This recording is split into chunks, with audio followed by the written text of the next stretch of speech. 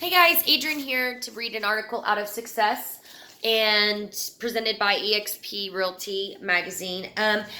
And they also have in here a lot of information about the new magazine that's coming out, and the first article's with him, Grant, like I said. But we're just going to go ahead and skip through and get to the articles that I want to read to you. So, on the first place, we're going to talk about your plan. And it says, I was a pretty goal-oriented person to begin with. Once I set my target on something, I'd find every possible way to get there. However, I learned from running a business to know when a goal isn't working or isn't working for me. So I can easily scratch the idea and try something different. You know, that is so true about entrepreneurship and running your own business, that if you can't adjust to the change, then you will eventually fail. So, your plan, happiness. Tune it out. How to decipher distracting noise from important signals. Written by Shawn Achor. Achor. There's no N in there. To me, noise is such more than just a distraction. Noise, false or misleading information, is something that can block out the signals. Truly important things you need in order to move forward in order toward positive growth. Noise can lead to negative reality in which your potential is limited, while a positive signal can help you create a more valuable reality. Map paths to success and accelerate towards your goals. Because of the sheer amount of information we are exposed to each day, it isn't always easy to hear the signal through the noise. If information coming into your brain fits just one of the following criteria, it's almost certainly just noise. Unusable behavior will not alter by the information. If the information won't spur you to change your behavior, it's extraneous.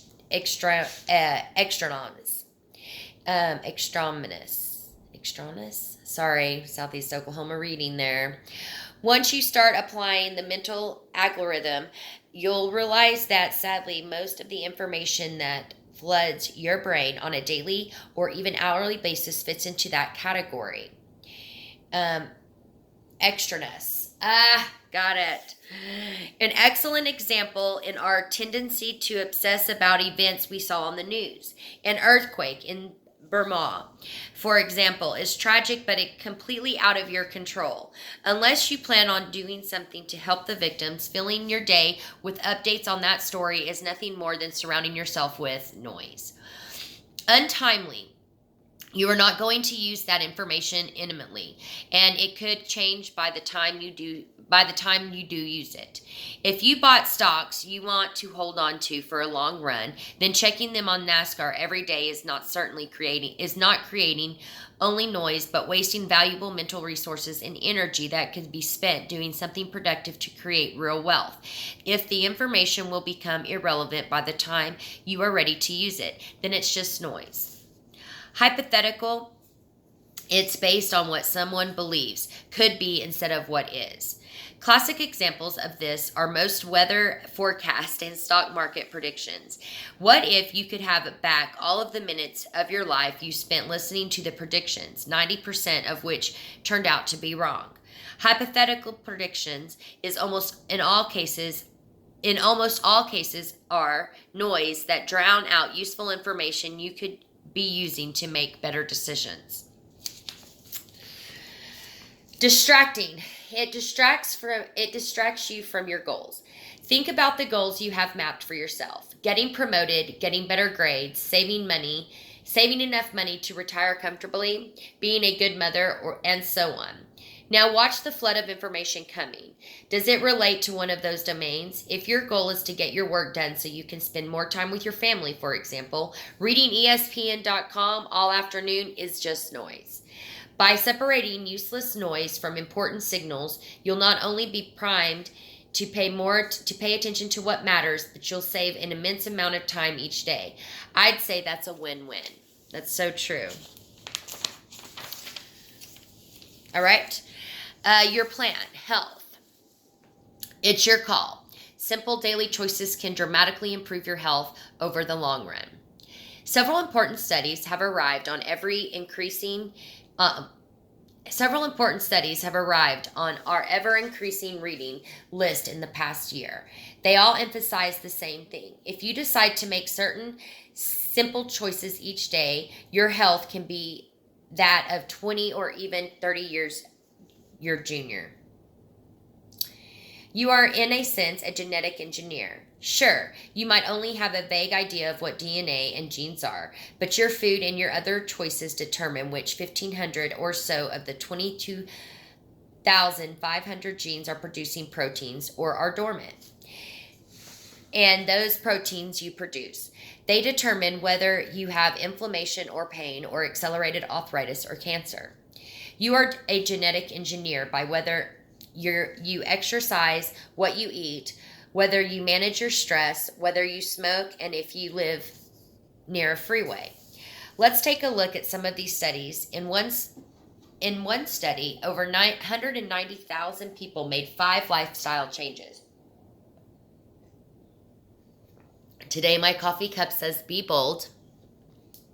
Okay, so they made 5 lifestyle changes. 190,000 people.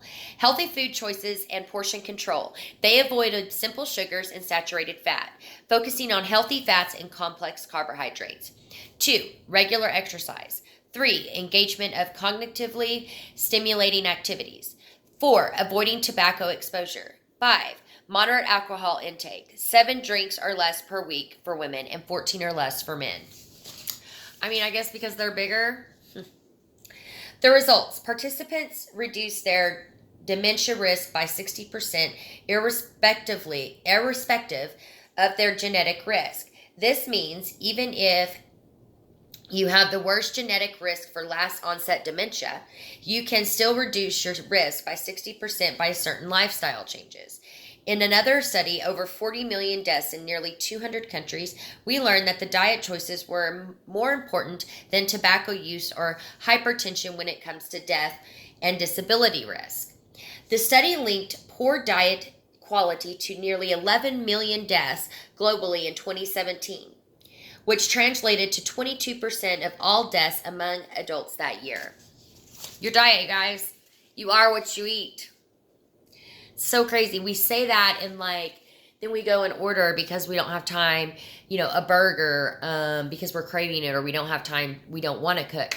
I do it. I'm guilty of it. One of my goals in 2020 is to not do that. I live right next to a really big corner where it's very easy for me just to go grab me a meal. And I live alone. So anyways, better choices, better choices. The lead author of this study said it wasn't just a matter of people eating too much junk food, which is a common wealthy nation like the U.S. Instead, many deaths were caused by what we're not eating enough of, things like nuts, seeds, fiber, fruits, and veggies. These studies show how important it is to be in charge of your own health. You can start significantly reducing your risk of dementia and other chronic diseases right now by making simple daily choices that prioritize your well-being. Your diet, stress management, toxin exposure, physical activity, and social engagement choices make you an accomplished genetic engineer. Go ahead and add some walnuts and fruit to that evening salad and some veggies to that lunchtime salmon burger, and you'll be building a stronger genetic foundation before you know it. So, one thing that I have to say is that I was a smoker for many years, and I have not smoked cigarettes since October, and even in October it was minimal. So, I feel better, but it was a choice because I was starting to get really healthy, and the only really negative thing that I was doing to my body on a regular basis was smoking that nicotine. And so I have stopped. I do appreciate it. I am very grateful for it. So I hope that article was helpful for you, and it was helpful for me. I am going to be thinking about some different health choices, maybe taking out some of the food in my cabinet and enforcing that I eat the veggies that you buy. I think that's huge. Eat the veggies that you buy, and you will start noticing a difference. You guys have a great day, and I'm going to keep this video under 10 minutes. So I'm going to let you go for now. Y'all have a wonderful day.